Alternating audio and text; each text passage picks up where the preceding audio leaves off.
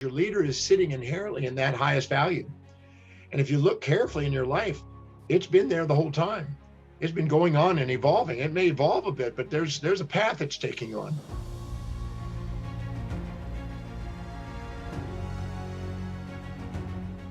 And this particular topic today is going to be about finding your purpose in life.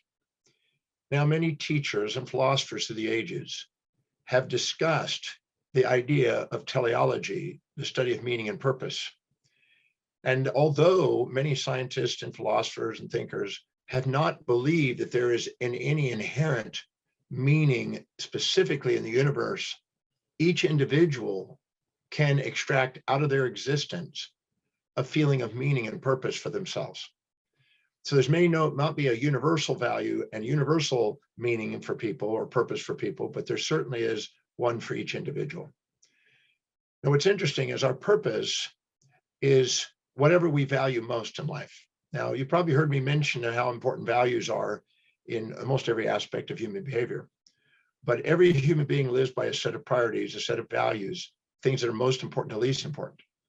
And whatever's highest on that individual's values, the very highest thing that's most important, most meaningful, most inspiring, most fulfilling to them, whatever that is, their identity revolves around it. So their ontological identity revolves around that. Who they are is that. So if their highest value is raising beautiful children, they'll call themselves a mother.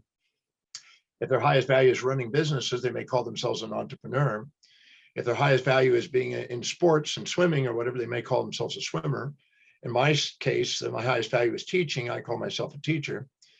But whatever's highest on one's values, list of values, is what is most important, most meaningful, most fulfilling, most inspiring, the thing that they are spontaneously inspired from within, intrinsically to do.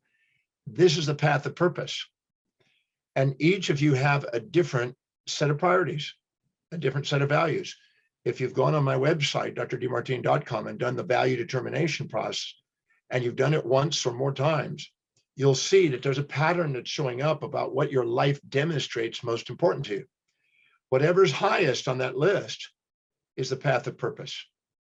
And this is the thing that you can't wait to get up in the morning and do. Again, mine is teaching, but each individual is something unique. I'm not going to say what it is. There's no right and wrong to it, and everybody's unique, and it's like a fingerprint for them.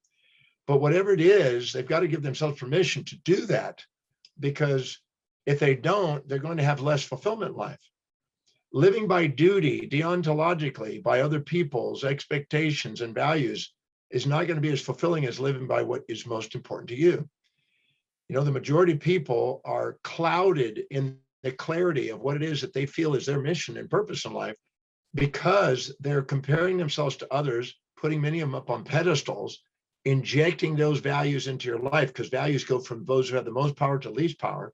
And whenever you're too humble to admit what you see in them is inside you, you give away your power and put them on pedestals. And then you inject all these people's values into your life, which clouds the clarity of your own highest values, which is your purpose in life. So I learned about purpose and been focusing on purpose since I was 17. I knew I wanted to be a teacher. And your life demonstrates your values. So look carefully. You don't have to look anywhere else, but look at your life. Look at how you fill your space and how you spend your time and what energizes you and what is it you spend your money on and where you're most organized and where you're most disciplined and what do you think about, visualize, an internal dialogue with yourself about how you want your life that shows evidence coming true. And what do you want to converse with other people about in social settings? And what is it that inspires you? What common to the people who inspire you? And what is it that's really the consistent goals and persistent goals that you've got that you're making come true? And look at what you can't wait to learn. You kind of want to study and go online and watch YouTubes or videos about. If you look, there's a pattern there and there's something you can't miss. And I have people all the time say, well, I don't know what my purpose is. And it's because they're comparing themselves to other people and actually thinking, well, it should be this. And the way, whenever you hear yourself saying, I got to do this, I have to do this, I must do this, I need to do this, I should do this, ought to do this, supposed to do this, you can almost guarantee that there's somebody outside there that you've given power to that's injecting their values and clouding the clarity of your own. Because when doing something you really love, you love it. Something you're inspired to do. So if you're not taking the time to really just sift through the shoulds and ought tos and get into what you really love doing, That is where you're going to have the most potential. That is where you're going to excel. And that is also the area, because you love doing it, you're willing to embrace pain and pleasure in the pursuit of it. You're willing to go after challenges and wake up genius. You're there to go and wake up your natural born leader, because your leader is sitting inherently in that highest value. And if you look carefully in your life, it's been there the whole time. It's been going on and evolving. It may evolve a bit, but there's a path it's taking on. And if you look at the people that you've admired and been inspired by, there's a pattern to it that's similar to it. There's something in them that inspired. I've been inspired by great teachers and great philosophers and Nobel Prize winners and people that do great educational experiences. I'm inspired by them because they represent what's inspiring to me. And if you look at the jobs you've had, there's a common thread to something you learned out of each of those jobs that means something to you, or you wouldn't have stayed with that job. And so there's a common thread to it. And if you look at it, it's pointing you in a direction. And if you look at when you're most inspired and feel like you're engaged and you don't want to get a distraction and you don't want to take a break, that's when you're engaged. Look carefully what that is. That's what's highest on your value. That's what your purpose. Your purpose is really the most efficient and effective pathway in life to fulfill the greatest amount of voids, things that are empty or missing or not complete in your life, and fulfill them. Fulfillment means filling full the mind. And so when you go and you do what's really, really highest on your value, that's when you have the most fulfillment in life. So go online, do the Demartini value determination process, take the time to go through it, do it again and again if necessary. Be honest with yourself on the answers. It's 13 questions, like I just mentioned, that can help you clarify what that is. Look at the common threads and what all your careers have been. What's the pattern in them? Look at all the people that have inspired you. What's the pattern in them? Look at, is it the moment when you're most inspired and engaged and you lose track of time? What's the common denominator? And then look at the thing that you've looked at, you've made the biggest difference in people's lives. If you look carefully, the things that make the biggest difference in life, that bring a tear of gratitude to you, when you're doing what's highest on your value, that's a sign. And because when you're doing what's highest on your value, you have a tendency to want to be in fair exchange with people. You want to go and help people solve problems. You love problem solving. You know, it's just like a boy who loves his video games. When he goes in and completes a game, he wants to go to a more advanced game and tackle a bigger challenge. When you're living according to your highest values, you love tackling challenges. And those challenges are not just yours, but you love helping other people solve theirs. And when we go out and do things that solve other people's problems and do it with sustainable, fair exchange and have your remuneration for it, now you get to do what you love and love what you do and get paid for it. And this is the path of a mastered life. And I'm absolutely certain you can. I've helped people all over the world, help them go and do what they really love to do and get handsomely paid to do it and do something that's meaningful and purposeful in their life. You know, we extract meaning in our highest value. When we live by our highest value and live congruently and prioritize our life and delegate lower priority things, we are most resilient, most adaptable, most objective, most engaged, and most solving of problem oriented. We want to problem solve. And we love to wake up our genius. We literally wake up our genius, expand our space and time horizons, go out and do something more extraordinary. We live a more leaderful life, leadership life. So make sure that you go through and do the value determination and then start structuring your life on whatever was highest on the value, the thing that you spontaneously love doing, the thing that you feel your identity revolves around, the thing you feel you love doing, that's not a should or ought to. Then start structuring life and ask, what is the highest priority action I can do today to help me fulfill that? And how can I go and do that in a way that serves ever greater numbers of people? Because if you can do that and get paid for it and do something that serves, you've liberated yourself from where most people are, which is Monday morning blues, Wednesday hump days, thank God it's Friday's week friggin' ends, and they've got a schizophrenic life where their vocation and vacation are separate. If you're not doing something you love every day, you're draining yourself. And you're basically saying, I just want to break. I just want to escape. I want a vacation. I want to get out. I want to retire. I want to get away from what I don't love doing. And that's not the way to live your life. So go and take the time to do the value determination process on the website. Go and do that again and again if necessary until you're certain, until you get tears in your eyes, and then start structuring your life accordingly. I had a lady one time in London. We were doing the Breakthrough Experience, my signature program, the Breakthrough Experience. And she speaks up on Sunday, which is a 2-day program of the weekend. She speaks up. She said, Dr. Demartini, I don't know what my purpose is. And I said, okay. So I walked right up to her and I said, okay, what do you do every single day that you spontaneously do, that nobody has to remind you to do, that you love doing, that inspires you? I don't know, she said. I said, no. Answer my question, be accountable, quit running the story, quit comparing yourself to others for a moment. Just answer the question. What do you do every single day that nobody has to remind you to do that inspires you? I spend time with my children. Great. And do you fill your space with that? Are your children around you? Yes. Do you spend a lot of time with your children? Most throughout the day. Great. And does it energize you when you interact with the kids and watching them grow? Absolutely. And does your money go mainly to your children and raising beautiful children? Yes. And is that what you are most organizing, having an organization and how to manage those kids? Yep. Good. And is it where you're most disciplined, you're reliable, you're always there to make sure that you're basically there for the kids? Yep.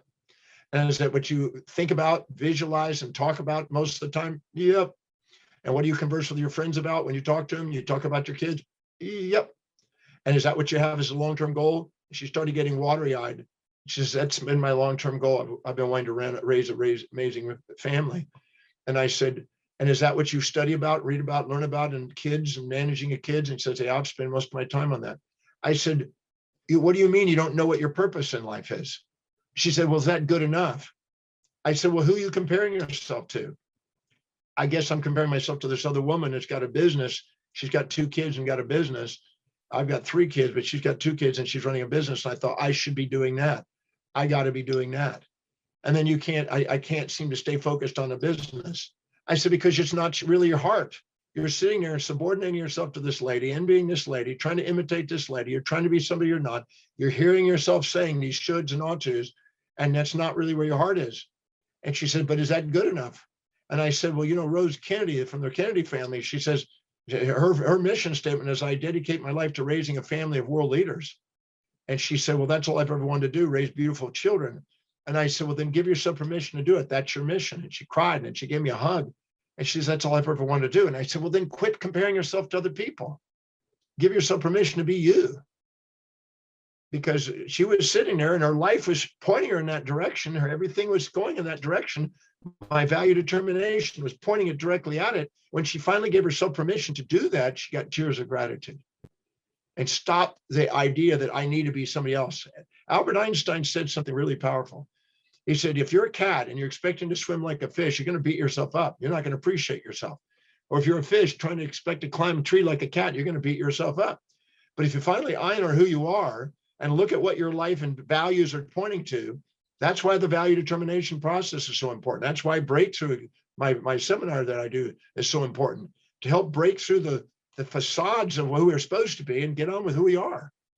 Because sometimes if we sit there and let everybody else's life interfere with we're not going to be clear about our own mission. Our mission is unique to us. It's not something that somebody else is doing. It's what we're to do. I learned a long time ago that I'm a teacher. I don't try to compare myself to other people. I find that's just futile and fruitless. Anytime you try to live in other people's values, you have futility. Anytime you try to get other people to live in your values, you have futility. So don't look people down and look down on them and put them in a pit, and don't put them up on pedestals. Put them in your heart so you can communicate what you do in terms of what their values are. And that way you can do something that's meaningful with fair exchange and get paid to do what you love doing. Now, in this lady's situation, she sometimes have kids. I asked her, I said, do you ever have kids around from the kids' friends? Yeah, sometimes I have 5 kids over, 6 kids over. I said, have you thought about putting together some sort of a deal where you're taking care of kids? And she got really teary-eyed. She goes, that's what I love doing. I love taking care of a bunch of kids. I said, you thought about having some sort of kid arrangement where you're having kids over and you're babysitting or taking care of them or doing training for them? Do you train your kids? She goes, I do some training. I said, do you have any desire to train other kids or inspire kids or have kids over? And she goes, well, yeah, that could be really cool. She started thinking, I don't know what happened with it, but she started thinking, well, maybe I could actually have it where a safe place for kids to go after school that they can come and play and do that and be supervised. Because I think there's a lot of women that would like to have, and men that would like to have their kids supervised and make sure that they're safe during the afternoon until they get home from work. So this is something that's not a daycare center, but it's something that's something similar to it, and she could get paid to do that. But I'm a firm believer that you want to do what you really love to do in life and quit comparing yourself to other people and look at what's common to the things that you are inspired by and look at what it is that you admire, the people you admire, and not the people you put on pedestals that you're trying to be somebody that you're not, but look at the people that inspire you. There's a difference between looking up and fantasizing about something and another one that is actually going, that's what I love doing, and you're incorporating it. So those are things you can do to help you find your purpose in life. And if you're not taking the time to do the value determination, please do that. If you haven't been to the breakthrough experience, come to the breakthrough experience. Let me show you how to do the Demartini method to dissolve all the baggage and all the emotional challenges it's occupying your mind and noise in the brain, so you can have a clear conscience and be focused, so you can live that mission. You know, I've been living my mission for 49 years, and I thought that everybody did that all throughout the years. And I realized that not everybody does that. A lot of people have accepted kind of a mediocre life and a quiet life of desperation because they haven't given themselves permission to find something deeply meaningful. As Viktor Frankl says that, you know, in search of meaning, and this is a very important thing, this is what allowed him to get through the concentration camps. And whatever your purpose is, that's the most meaningful, that's the most inspiring and the most fulfilling thing you can do. It helps you find meaning in your life, and you can be grateful for your life. And when you're living by your purpose, you have more gratitude, you have more appreciation, more expansion of awareness and potential, and you end up making a difference and exemplifying what's possible to other people. So take the time to do the value determination process. Look honestly at what your life is pointing to.